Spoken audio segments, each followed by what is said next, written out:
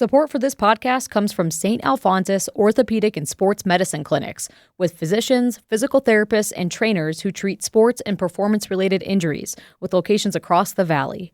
More information on services and locations at stalphonsus.org/stay active. Public media is under immediate threat. I'm General Manager Tom Michael from Boise State Public Radio.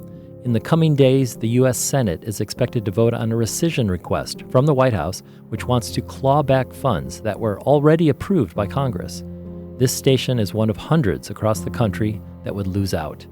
You can let your U.S. Senator know directly that you value funding for public radio. Or visit protectmypublicmedia.org.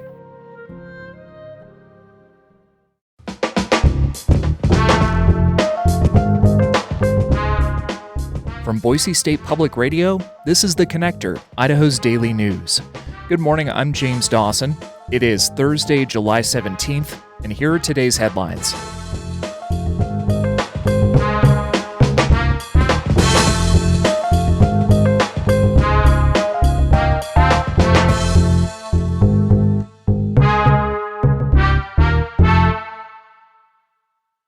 The proposed $950 million budget for the city of Boise's upcoming fiscal year is headed toward the finish line.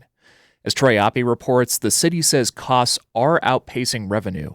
The city's general fund will grow 1.1% from the current fiscal year.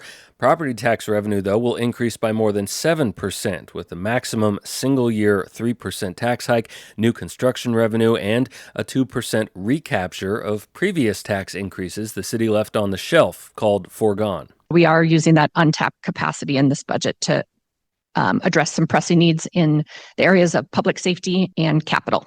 Alicia McAndrews is the city's budget manager. Boise offers citizens its own property tax rebate program in addition to the state's circuit breaker for low-income residents. McAndrews says the revenue side of the budget is hurting with the end of pandemic-era ARPA funds, slowing sales tax revenue, and decreased tax revenue from liquor sales. Revenue growth is not keeping pace with rising costs, especially in areas like insurance, software, and personnel costs.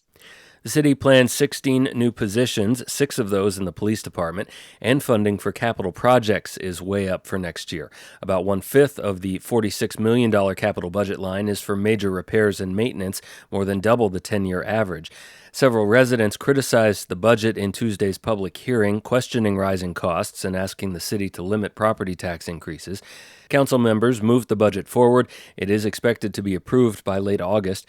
Residents can review the proposed budget in detail. Click Data Transparency at cityofboise.org. Troy Oppie, Boise State Public Radio News.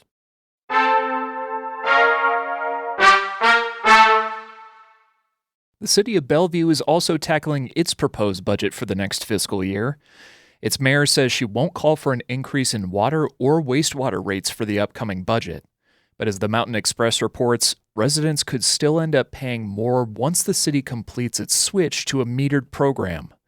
Bellevue hopes to have water meters fully installed by January. The city charges a base rate of $36.80 a month, with larger fees if a home exceeds 6,500 gallons in a billing cycle.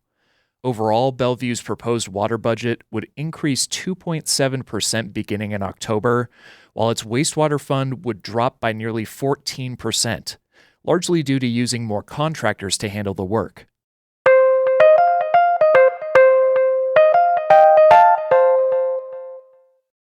The Trump administration is working to end temporary protected status for some Afghan refugees.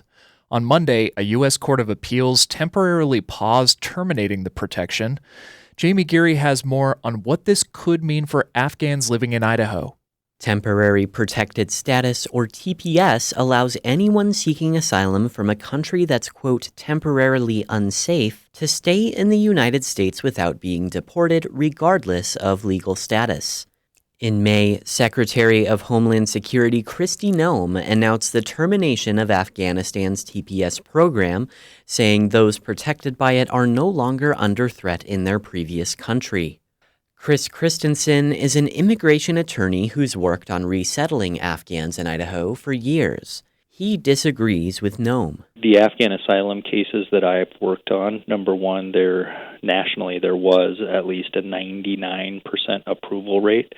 That is simply unheard of, and that is because the Taliban is the government. Christensen says his firm helps many resettled Afghans with TPS obtain asylum, which can lead to permanent residency. There are 405 TPS holders in Idaho.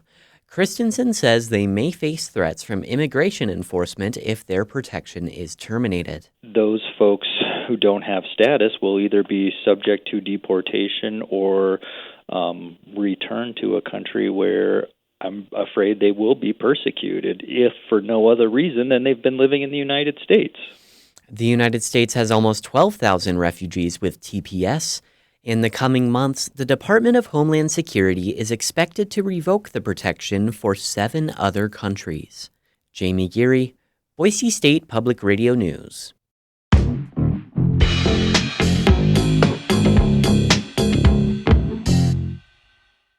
A recent attempt in Congress to sell federal public lands triggered a flood of comments to politicians' inboxes. The Mountain West News Bureau's Rachel Cohen has more. A mandate to sell millions of acres for housing development did not make it into President Trump's mega tax bill signed earlier this month. That's after environmentalists, hunters, and Republican Congress members from Idaho and Montana rallied against it. Senator John Hickenlooper, a Democrat from Colorado, says his office got 62,000 emails and 5,000 phone calls, all in opposition. Literally, I think most of the West is united that this would be a terrible idea. Montana Republican Representative Ryan Zinke's office says public feedback was overwhelmingly positive in response to his efforts to kill the sales. But the push to build in these parts of the West could be revived. Interior Secretary Doug Burgum is starting a task force to look at, quote, underutilized federal land for housing. His department says it does not have any updates on that plan at this time. For the Mountain West News Bureau, I'm Rachel Cohen.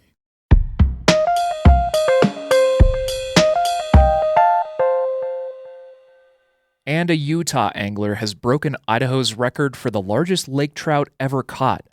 Idaho Fish and Game says Aaron Getchie was traveling alone when he stopped at Payette Lake in June. In about 80 feet of water, Getchie caught the 42-inch lunker, half an inch longer than the prior record held by Dylan Smith set in 2018. And that's today's episode of The Connector. I'm James Dawson, and we'll see you back here tomorrow. To stay in touch with the news between now and then, check out boisestatepublicradio.org, or you can download the free Boise State Public Radio app. Thanks for listening.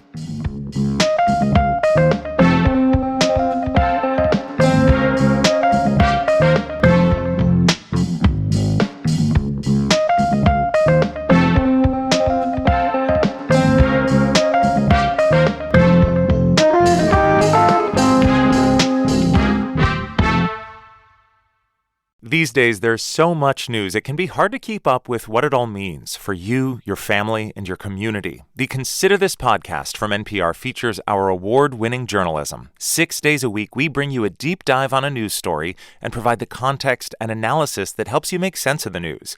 We get behind the headlines. We get to the truth. Listen to the Consider This podcast from NPR.